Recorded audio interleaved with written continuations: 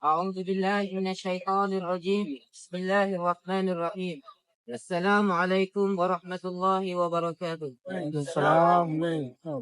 Jadi sebelum saya mulakan talqin ataupun tazkirah kematian, saya ingatkan semua untuk berdiri. Sebab ada hadis daripada Nabi SAW.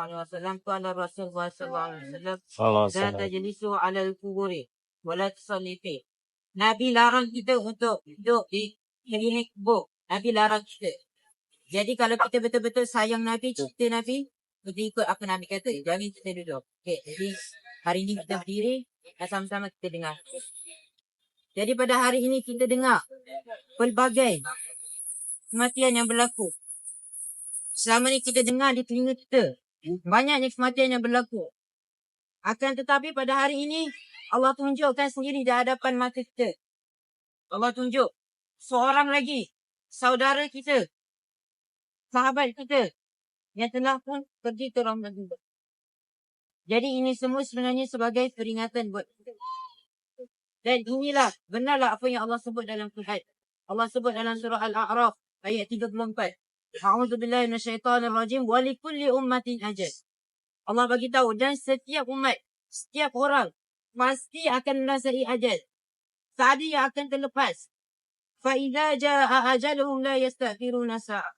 Maka apabila datang kepada mereka ajal mereka, kematian mereka, takkan dapat dilewatkan sedikit pun. Kita lihat kematian yang berlaku ini secara mengejut. Betul. Secara mengejut. Akan tetapi sebenarnya itu semua Allah dah atur. Kita terima saja takdir Allah. Wala yastaghfir. Dan ajal seseorang itu tak dapat dia. Jadi nasihat saya kepada diri saya dan kepada ahli keluarga, janganlah bersedih. Dan kalau bersedih, ikut apa yang Nabi cakap. Sebab kita tahu Allah lebih menyayangi dia daripada kita sayang kepada dia. Dan orang yang kedua yang sayang kepada dia adalah Nabi. Nabi sangat menyayangi hambanya. Nabi sangat menyayangi umatnya. Ini apa? Apa bukti Nabi sayang saudara kita lebih daripada diri kita? Apa buktinya? Nabi ajarkan kepada kita. Iaitu Nabi ajar apabila mati seseorang itu, dikebumikan seseorang itu, Nabi ajar kepada kita. Astaghfirullah. Mohon ampunlah. Jadi kalau kita bersedih, sedih sebab dia dah tak ada. Kita mohon ampun untuk dia.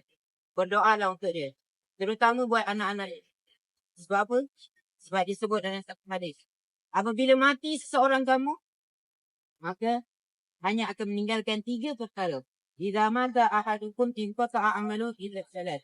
Apabila mati seseorang anak Adam, mati seseorang manusia, terputus dalam amalannya kecuali 3.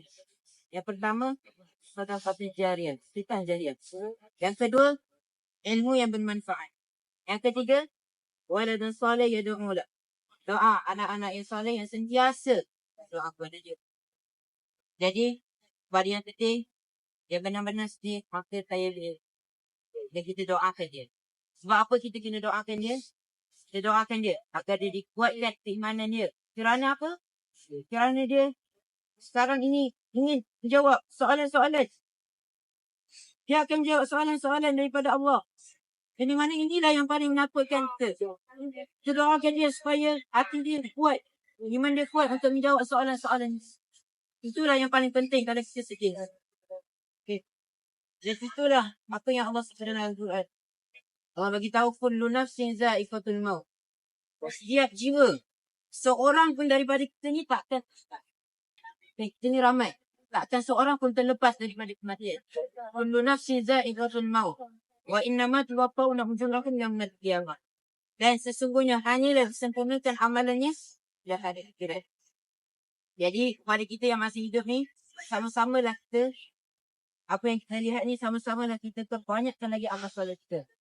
Perbanyakkan lagi kepada kita. Semoga dengan kita melihat apa yang berlaku ini menjadi penyebab semangat kita syurga Allah. Sebab Allah sebut faman zuziya 'anil nar wa udkhilal jannah faqad faz. Maka sesiapa yang dijauhkan daripada api neraka dan diselamatkan daripada api neraka, maka dia adalah orang yang benar. Iaitu dia dimasuk dalam syurga. Jadi janganlah apa yang berlaku ini hanya mensia-siakan kita. Hanya kita sekadar nangis. Sedih. Kenapa? Jangan. Kalau kita sedih, yang pertama sekali, kita doakan dia. Doakan dia. Yang kedua, kalau kita sedih lagi, yang kedua, kita tengok diri kita.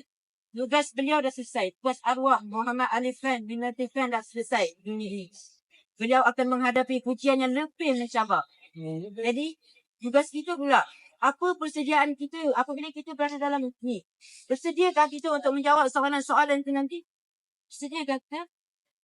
Janganlah wamal hayatu dunya illa mata'.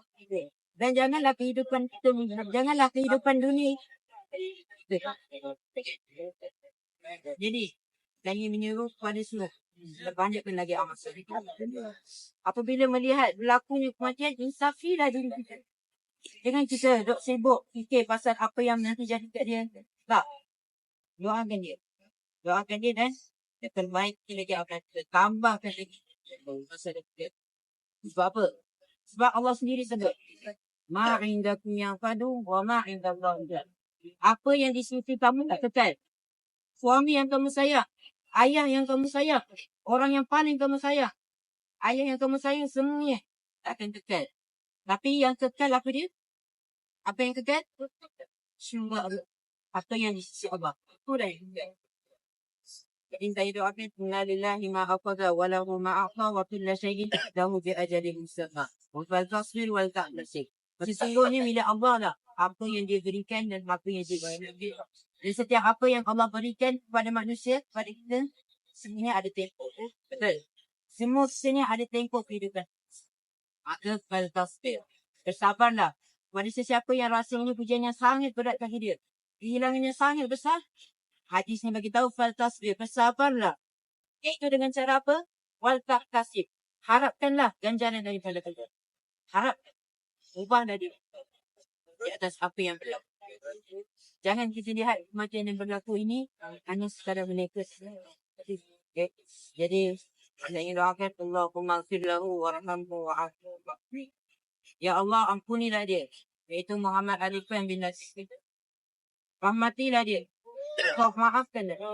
Jadi pada siapa yang kata bersedih, doakan dia. InsyaAllah semoga semua ini dapat kisah sedih.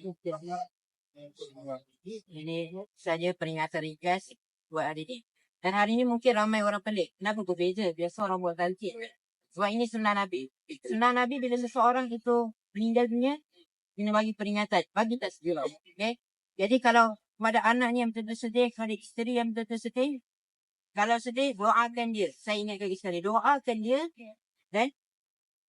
dan perbaikilah amal soleh. Bersedialah. Bersiapkanlah diri kita untuk menghadapi kehidupan yang kekal abadi. Sebab apa? Sebab dunia ini tak kekal. Yang kekal adalah di akhirat. Bahkan sahabat Nabi SAW, Uthman bin Affan, beliau dah dijamin syurga. Ni dah dijamin syurga ni. Bila diceritakan kepadanya tentang syurga, dia tak menangis. Okay, bila diceritakan dia kepada dia tentang neraka, dia tak nangis. Tahu tak kenapa? Dia tak nangis. Kerana dia tak nangis sebab apa? Sebab dia kata Nabi pernah bersabda kepada dia. Ma ra'aitu manzara qattu illa wal qabru aqrabi. Tidak ada pemandangan yang lebih dahsyat. Tidak ada pemandangan yang lebih dahsyat melainkan azab kubur. Lebih dahsyat daripada Uthman bin Affan, sahabat Nabi jamin syurga, menangis air mata dia sampai basah jamurnya. Sebab apa? Sebab Nabi kata dunia tubuh ini adalah permulaan pada kehidupan yang kekal abadi. Dunia ini adalah permulaan. Kalau dia selamat dekat tubuh, maka insya-Allah di akhirat dia akan selamat. Akan tetapi kalau di tubuh pun dia dah kena azab, maka dekat akhirat dia lagi teruk. Jadi sahabat Nabi ni jamin syurga, menangis sampai basah jamurnya. Sebab apa? Sebab azab kubur ni sangat dahsyat, lagi dahsyat daripada benda yang kita lihat.